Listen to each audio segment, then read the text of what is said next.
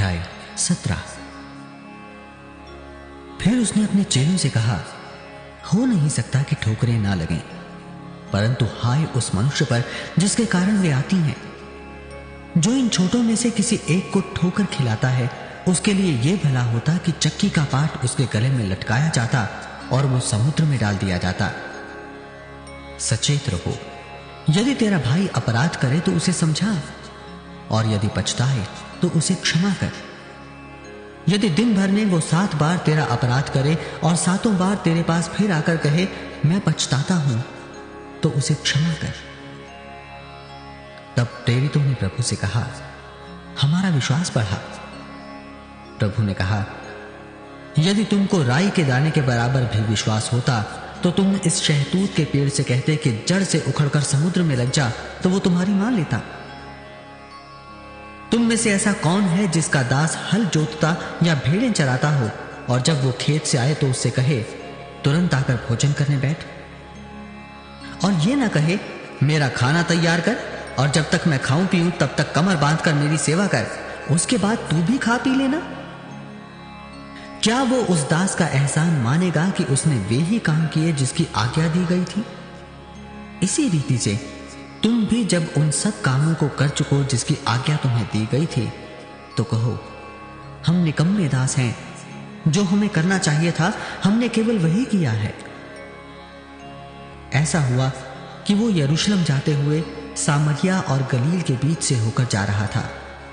किसी गांव में प्रवेश करते समय उसे 10 कोढ़ी मिले। उन्होंने दूर खड़े होकर ऊंचे शब्द से कहा, हे यीशु, हे स्वामी, हम पर दया कर। उसने उन्हें देखकर कहा, जाओ और अपने आप को याजकों को दिखाओ।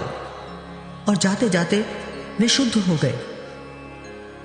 तब उनमें से एक ये देखकर कि मैं चंगा हो गया हूं, ऊंचे शब्द से परमेश्वर की बड़ाई करता हुआ लौटा और यीशु के पांवों पर मुंह के बल गिरकर उसका धन्यवाद करने लगा, और वो सामरी था।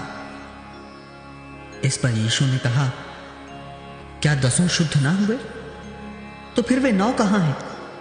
क्या इस परदेशी को छोड़ कोई और ना निकला जो परमेश्वर की बड़ाई करता? तब उसने उससे कहा, उठकर चला जा, तेरे विश्वास ने तुझे चंगा किया है।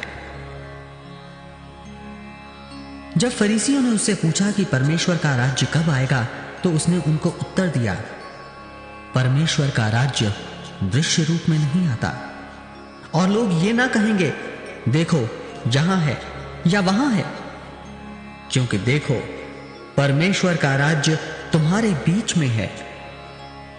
और फिर उसने चेलों से कहा, वे दिन आएंगे जिनमें तुम मनुष्य के पुत्र के दिनों में से एक दिन को देखना चाहोगे और नहीं देखने पाओगे।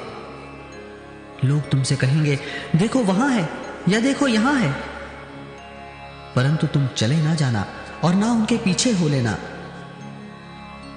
क्योंकि जैसे बिजली आकाश के एक छोर से कौंध कर आकाश के दूसरे छोर तक चमकती है, वैसे ही मनुष्य का पुत्र भी अपने दिन में प्रकट होगा।